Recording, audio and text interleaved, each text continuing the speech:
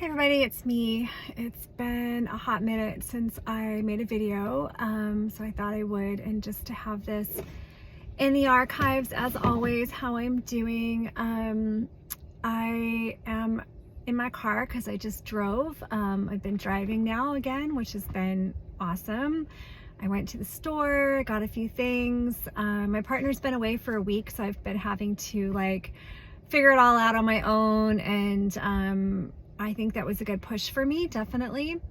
I'm doing a lot of neural retraining, brain training. So yeah, I highly recommend it. Brain training has been really, I think, how I've been able to do all the things I've been able to do recently, which isn't like a ton, but it's a little bit in its progress.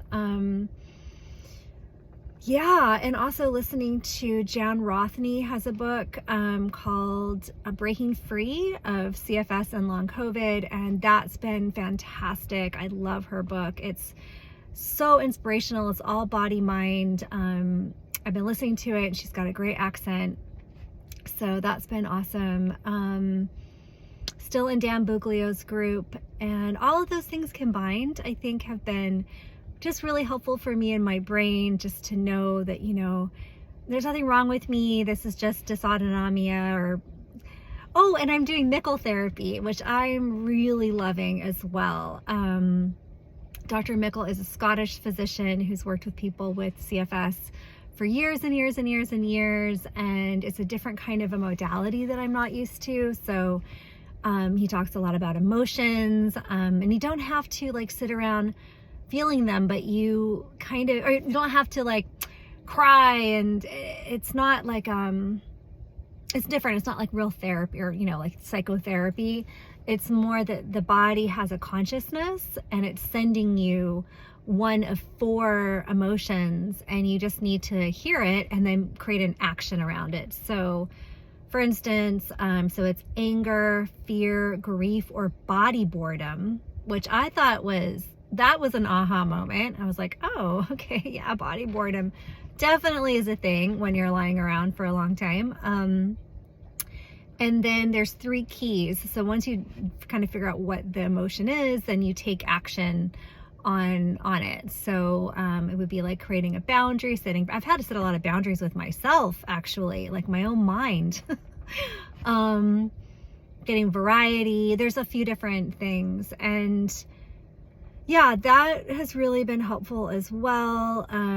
He said, never let symptoms be a reason to not do something, which, yeah, I mean, as simple as that sounds, I think I did go into a lot of a fear response around symptoms. And I know I've heard that from other people, like Dan says that, and other people say that, but I kept having these dips, these wobbles, these flares every time I would do something, and I got more and more and more scared. But for some reason, when Dr. Mickle said it, I don't know what it was. Maybe it's just the right time. Maybe I'm just in a different place right now in my recovery, but I was like, okay. And the reason why, no, it's more than that. It's because you want to expose yourself, get symptoms. And that's the whole thing, right, about all these mind-body programs. We don't want to constantly be avoiding, because that sends a message to the brain that we're not safe, or to the body even, with body consciousness, like, oh no, I can't do it.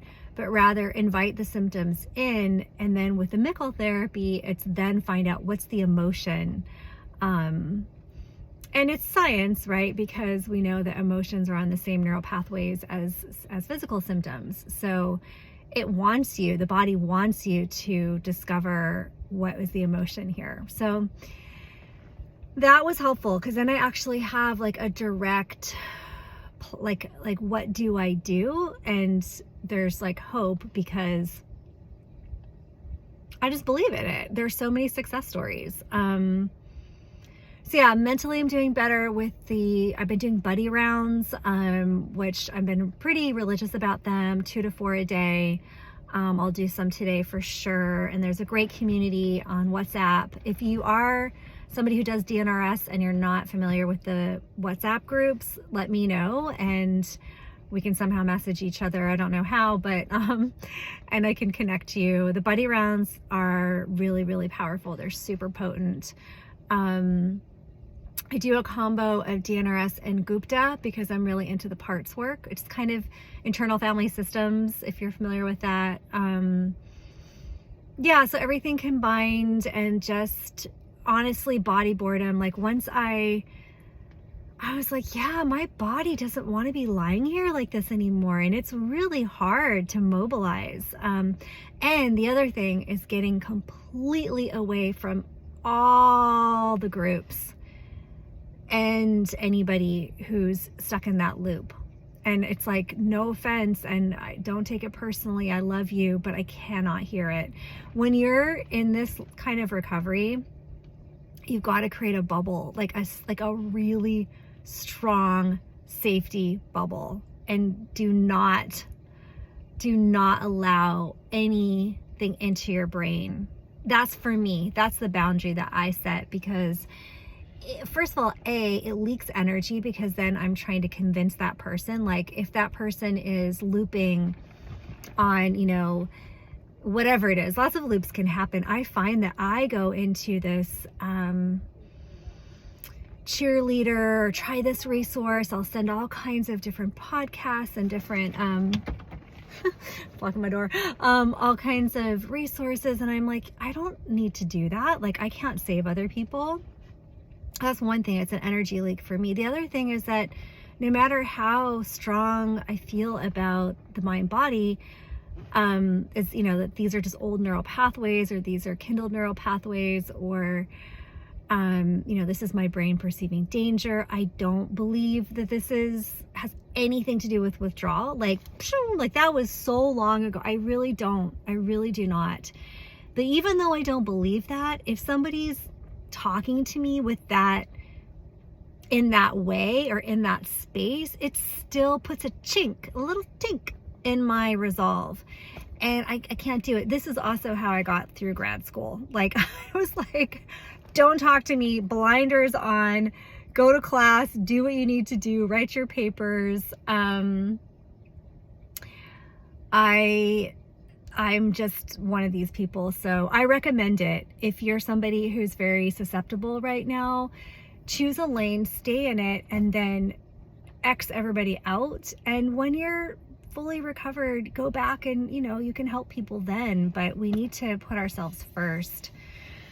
So that's it for today. That was a long one. I'm out here by the water. I'm here at the marina. I'm actually like right outside. We live in that complex there, and I am here. So I went for my drive, and then I decided to pull over. My lips are super dry.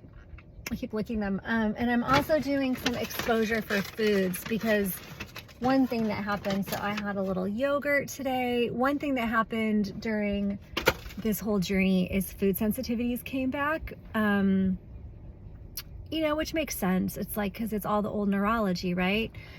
And so I'm starting to retrain again around food, which is important to me. I'm a big foodie, and you know, you gotta like eat, right? We gotta eat good shit. We gotta eat good stuff. So anyway, yeah, in terms of exercise, I'm not at the moment. Like tiny little walks, like up and down the corridor. But I'm not exerting myself very much physically, just around the house, and the driving has been good, and you know, walking in the store a little bit, but other than that, it's very small, very small. I'm able to watch TV, which has been awesome. That's when things started to kind of like bloom, like as I was doing the retraining, was that TV came back and things like that. So that was really cool. But yeah, physically, I'm still like kind of on the DL a little bit. So we'll see what happens. Anyway, lots of love to everybody. Thanks for watching, and thanks for encouraging me to make another video by asking me how I've been doing, because I probably wouldn't have otherwise. So I will chime in soon in the future. All right, lots of love. Peace.